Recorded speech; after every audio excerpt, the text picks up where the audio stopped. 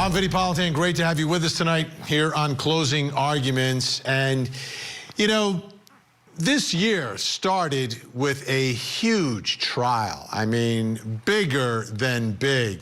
And, you know, we covered trials, and I've covered trials all around the country. And, you know, you go up to Massachusetts, I think it's intense, especially when those witnesses in some courtrooms literally stand when they're on the witness stand. They're not allowed to sit, they have to stand. You're a defendant accused of murder, and you have to stand there and answer questions in front of the jury. I think that's intense. I practiced in New Jersey against criminal defense attorneys with the pinky rings, making ridiculous arguments. I think that's incredible. But really, when I go around the country and I see the way justice is administered, there's something about trials in the South. There's a history at the courthouses that we go to. And just the way the attorneys battle, and the personalities and the arguments that are made and how they're made, and how I think there's a different sense of the way the people involved in the system embrace the system and how important they think it is. So when we started the year in the low country of South Carolina, I knew and was expecting a very interesting case, and one where both sides were really going to bear down in their cases, and it was going to be a classic battle. But it took on a life of its own. It went above and beyond anything you could ever expect. And a lot of it had to do with where it took place. It was a small community. Everyone knew each other. It was very personal. So many people were touched by it, and then the nation was able to see that and then become invested in all of it. So we had Alec Murdaugh's trial, and we saw the results. That's how we started this year. And now, as we're getting ready to wrap up this year, this calendar year, it looks like we've got another trial of Alec Murdaugh in the low country of South Carolina. It involves the Satterfields. And you'll remember Tony Satterfield testified at Alec Murdaugh's trial. That's his mom, who was right. The mom was a longtime housekeeper, basically raised Alec Murdaugh's kids. Well, she died, and I'm not exactly sure. There was a fall on the steps. I don't think it's 100% clear exactly how it all happened, but she did. Murdaugh agreed to represent Tony Satterfield and the kids and represent the estate, to sue himself, really. But he farmed it out to a friend of his, Corey Fleming, and then they just stole the money from the Satterfields. Corey Fleming has already been sentenced to 20 years for the crime. Alec Murdaugh admitted to all of it during his trial. Yet, for some reason, there's now going to be a criminal trial about that. Like, why not just plead guilty, Alec Murdaugh? You said you did it, didn't you?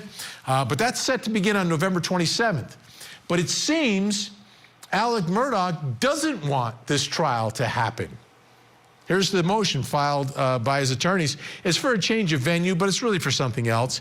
Defendant Alec Murdaugh, through undersigned counsel, moves the court for an order transferring venue of the trial of the case, or in the alternative, this is what they really want, a continuance of the scheduled trial. Defendant received unprecedented media coverage since the murder of his wife and son.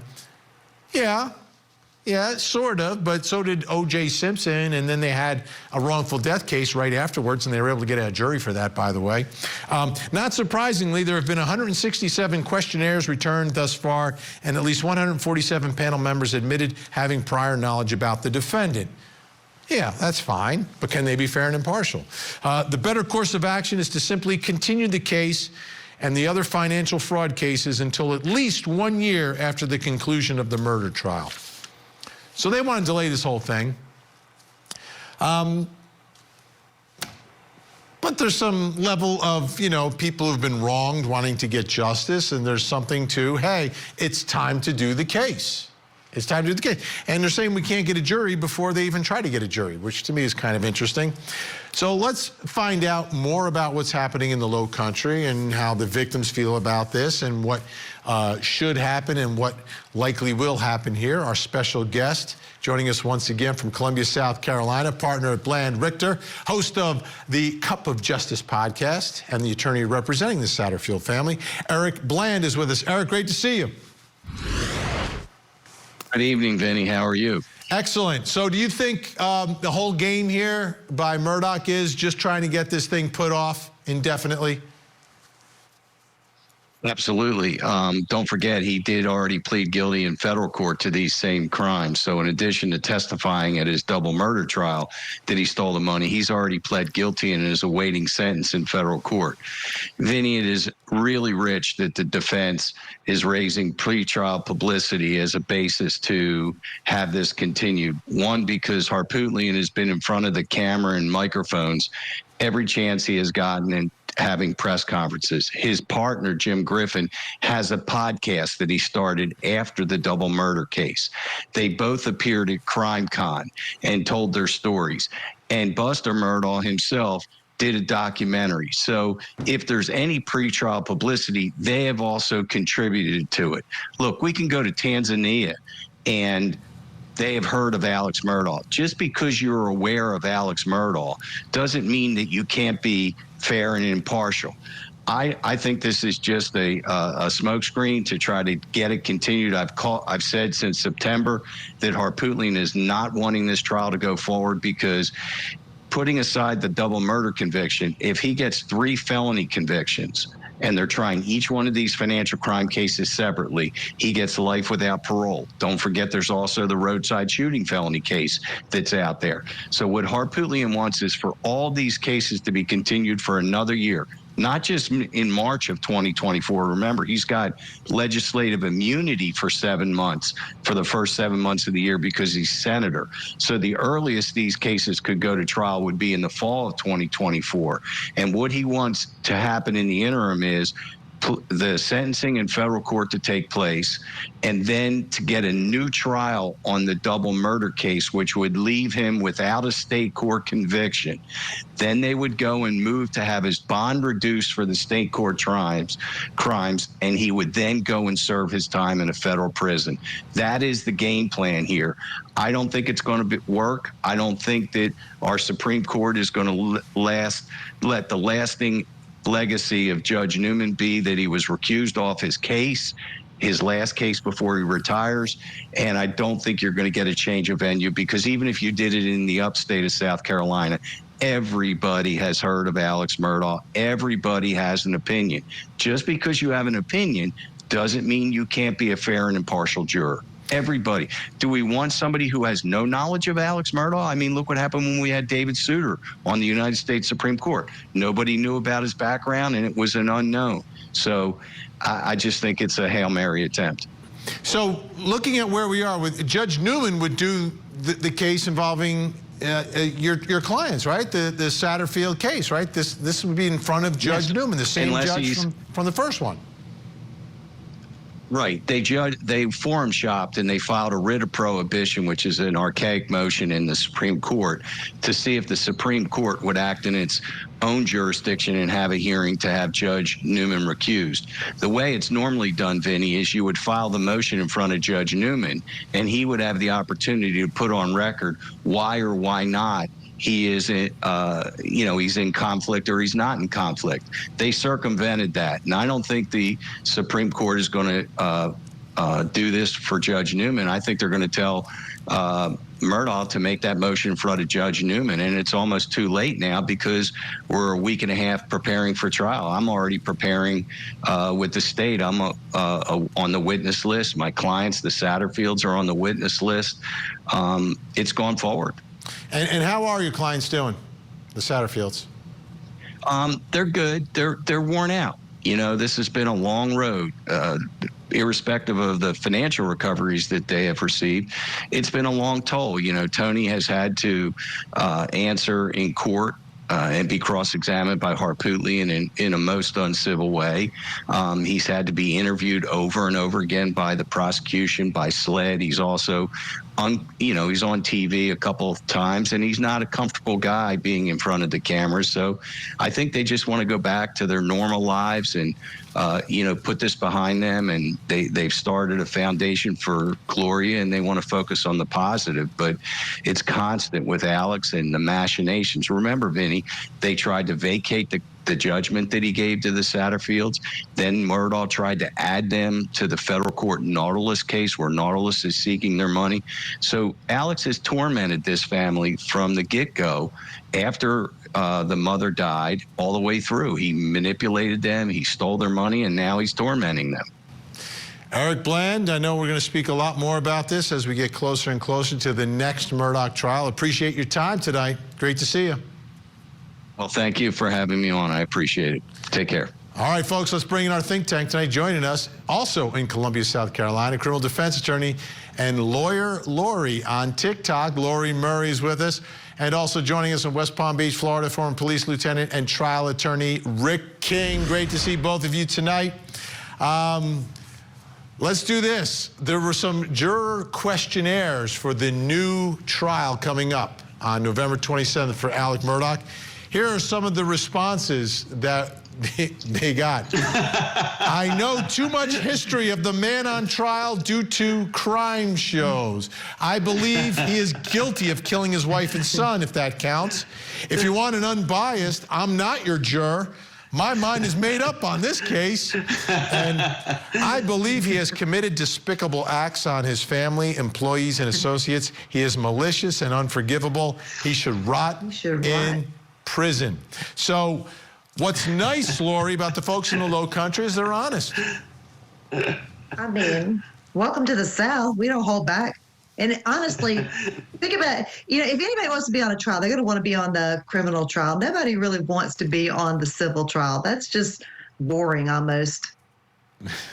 So, Rick, what are your thoughts here about what happens? Like, this trial needs to go forward. This trial needs to be stopped. It seems like the whole thing is just a manipulation to get the federal time versus the state time. That's what we've gathered from what has happened here.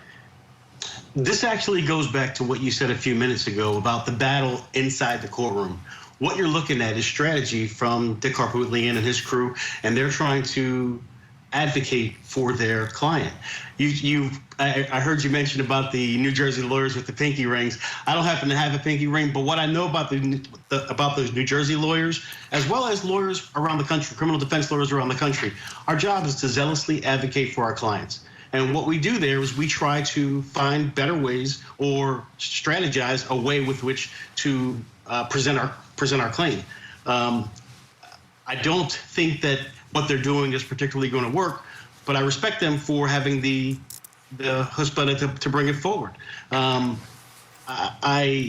think that he needs to settle up for where he is. He's admitted these crimes already, and just taking him through the, as Mr. Bland said, the machinations of what's going on, it doesn't make any sense. He's already pled guilty. We can at least move this case forward. All right, so Lori, what do you think happens here, like overall in this case? Because you still have the murder conviction, you had the issue with the jury, Judge Newman still presiding over all of these cases. How do you think all of this plays out in this Murdaugh legal saga at this point? I don't know if you remember whenever he actually scheduled this trial, but when he did, it was at the same time that the Corey Fleming sentencing was going on. And Judge Newman scheduled this over the objections of the defense attorneys. They asked for a continuance at that time, and he scheduled it anyway.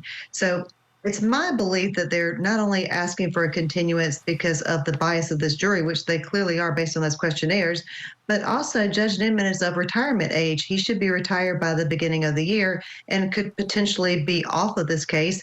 And also, they have the motion in front of the Supreme Court right now asking that he be removed from any and all matters pertaining to Murdaugh.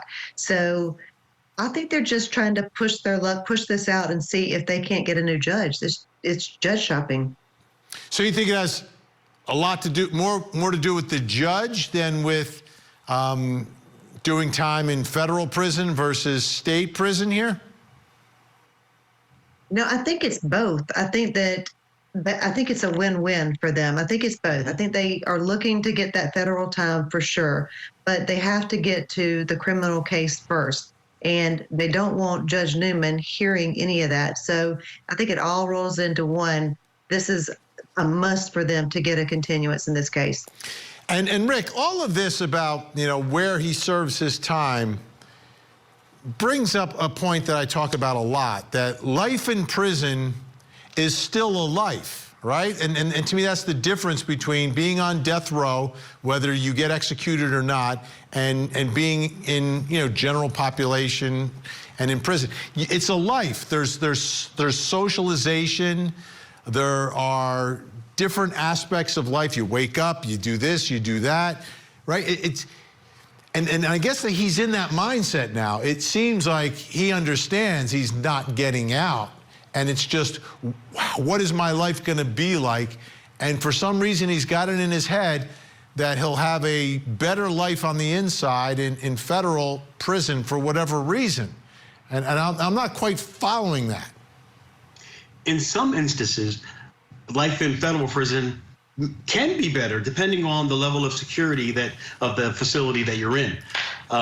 In state prison, for example, here in Florida, there are very few state prisons that I think anybody would want to be in for any amount of time. They're not pleasant. Many of the state prisons here in Florida don't even have air conditioning, and so they're very hot or they can be very cold. It just depends on the time of the year.